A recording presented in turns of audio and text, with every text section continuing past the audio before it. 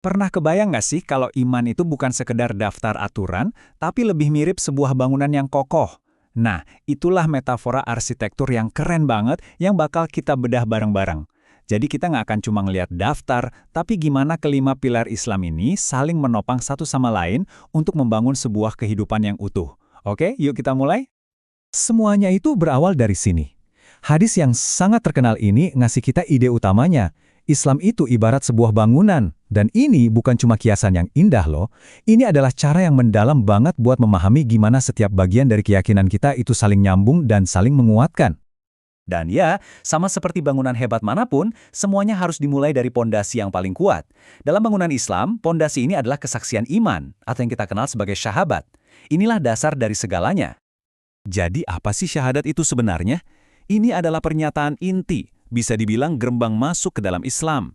Ini adalah deklarasi lisan sekaligus keyakinan dalam hati bahwa hanya ada satu Tuhan yang layak disembah, yaitu Allah, dan bahwa Muhammad adalah utusan terakhirnya yang membawa petunjuknya untuk kita semua. Nah, yang menarik banget dari syahadat adalah dia punya struktur di dalamnya. Coba lihat deh, ada langkah pertama, an-nafyu atau penolakan. Ini artinya kita secara aktif menolak dan mengingkari semua Tuhan palsu, semua idola, semua hal yang disembah selain Allah. Baru setelah itu, masuk ke langkah kedua, al-itsbat atau penegasan. Di sini kita menegaskan dengan seyakin-yakinnya bahwa ibadah yang sejati itu hanya untuk Allah. Jadi bukan salah satu aja ya, keduanya ini harus ada untuk pondasi yang sempurna. Jadi, poin kuncinya begini. Sama kayak gedung pencakar langit yang butuh pondasi super dalam dan kuat, kekuatan sholat kita, puasa kita, dan pilar-pilar lainnya itu sangat bergantung pada seberapa dalam dan tulus kita memahami syahadat. Kalau pondasinya goyah, ya seluruh bangunannya juga bakal ikut goyah. Oke, pondasi sudah terpasang kokoh, sekarang saatnya kita membangun ke atas. 4 pilar berikutnya ini adalah tindakan nyata. Pilar-pilar praktis yang menopang bangunan iman kita dan mengubah keyakinan di hati jadi aksi yang terlihat dalam kehidupan sehari-hari. Dan tiang pertama, yang paling utama yang menopang struktur ini, adalah sholat. Hadis ini menggambarkannya dengan sangat indah. Bukan cuma sebagai ritual, tapi sebagai tiang penyangga utama dari seluruh bangunan iman seseorang. Tanpa tiang ini, bangunannya nggak akan bisa berdiri tegak. Sholat ini bisa dibilang kayak detak jantungnya kehidupan seorang muslim.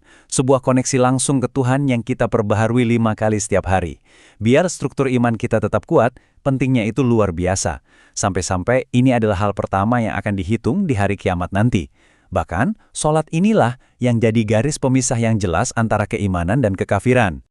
Selanjutnya kita pasang semacam perancah sosialnya, yaitu zakat. Coba deh perhatikan namanya sendiri. Zakat itu secara harfiah artinya penyucian dan pertumbuhan. Jadi ini bukan sekedar pajak atau donasi biasa, tapi sebuah ibadah yang tujuannya untuk membersihkan harta yang kita punya, membersihkan jiwa kita dari sifat kikir, dan menumbuhkan berkah dalam hidup kita. Dan zakat ini bukan cuma buat membersihkan jiwa kita, tapi juga untuk memperkuat seluruh struktur sosial dalam bangunan Islam. Slide ini ngejelasinnya dengan gamblang. Di satu sisi, kalau kita menunaikannya, itu ibarat kita menyirami taman di sekitar bangunan, mendatangkan rahmat dan memperkuat komunitas.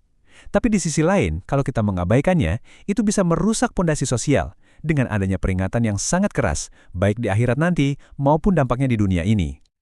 Oke, kita lanjut ke pilar berikutnya dan lihat gimana ini melengkapi yang lain. Saum, atau puasa di bulan Ramadan. Selama 1 bulan penuh setiap tahunnya, umat muslim di seluruh dunia barang-barang menahan diri dari kebutuhan dasar, dari fajar sampai senja. Tapi ini jauh lebih dari sekedar nggak makan dan nggak minum loh. Tujuan sebenarnya dari puasa itu jauh lebih dalam. Ini tentang membangun perisai spiritual. Tujuan utamanya adalah untuk mencapai takwa, yaitu kesadaran yang tinggi akan keberadaan Tuhan.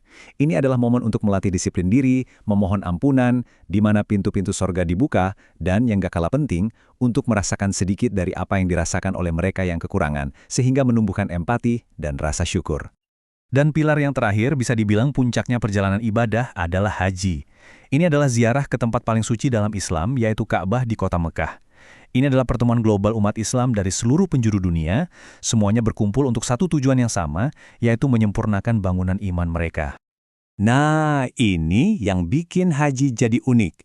Coba bayangin, beda sama sholat yang setiap hari atau puasa yang setiap tahun, kewajiban ini cuma sekali seumur hidup. Dan itu pun hanya bagi mereka yang mampu, baik secara fisik maupun finansial. Ini nunjukin banget keseimbangan dalam Islam antara kewajiban ilahi dan realita kondisi manusia. Lalu ganjarannya? Wah, luar biasa. Sebuah haji yang dilakukan dengan benar dan tulus, yang dikenal sebagai haji mabrur, balasannya nggak lain adalah surga. Ini seperti pembersihan total. Sebuah kesempatan untuk kembali suci seperti hari kita dilahirkan, menghapus semua dosa-dosa di masa lalu. Oke, sekarang kita udah lihat masing-masing pilar. Coba kita mundur sedikit dan lihat gambaran besarnya. Ini bukan 5 ritual yang berdiri sendiri-sendiri, tapi sebuah sistem yang dirancang dengan sangat jenius, di mana setiap bagiannya memperkuat bagian yang lain, menjadi satu bangunan yang utuh dan kokoh. Tabel ini ngerangkum semuanya dengan pas banget. Coba deh kita lihat lagi. Syahadat itu pondasi keyakinan kita. Sholat itu tiang-tiang penyangganya, koneksi harian kita. Zakat itu perancah sosialnya, yang membersihkan diri kita dan memperkuat masyarakat. Puasa itu perisainya, yang membangun disiplin. Dan haji adalah puncaknya, sebuah simbol persatuan global dan klimaks dari pengabdian seumur hidup. Ini membawa kita ke prinsip inti dalam Islam. Iman dan perbuatan itu seperti dua sisi mata uang. Nggak bisa dipisahkan. Kita nggak bisa punya yang satu tanpa yang lainnya. Pilar-pilar ini bukan sekedar gerakan fisik yang kosong. Tujuan utamanya adalah untuk membentuk kembali hati kita, memurnikan niat kita, dan pada akhirnya mengubah karakter kita jadi lebih baik. Nah, tentu saja, sering banget muncul pertanyaan. Kalau ini pilar-pilar utamanya, terus gimana dengan konsep jihad? Di mana posisinya dalam bangunan Islam ini? Ini pertanyaan yang penting dan sudah dibahas oleh para ulama. Menurut pandangan para ulama, ada beberapa alasannya. Pertama, jihad itu sering dianggap kewajiban komunal, sedangkan 5 pilar ini adalah kewajiban individu. Gampangnya gini deh, 5 pilar itu kayak tugas pribadi yang harus dikerjakan setiap orang dalam tim, sedangkan jihad dalam konteks ini lebih kayak tugas kelompok. Kalau sebagian sudah mengerjakan, yang lain gugur kewajibannya. Selain itu, kewajiban jihad itu sifatnya kondisional, sementara kelima pilar ini adalah kewajiban yang konstan dan abadi. Jadi apakah Islam itu cuma soal 5 pilar ini aja? Jawabannya tentu tidak. 5 pilar ini adalah kerangka, pondasi, dan tiang penyangga yang paling esensial. Tapi bangunan yang lengkap itu jauh lebih besar dan lebih indah dari itu. Nabi Muhammad menjelaskan bahwa iman itu punya lebih dari 70 cabang.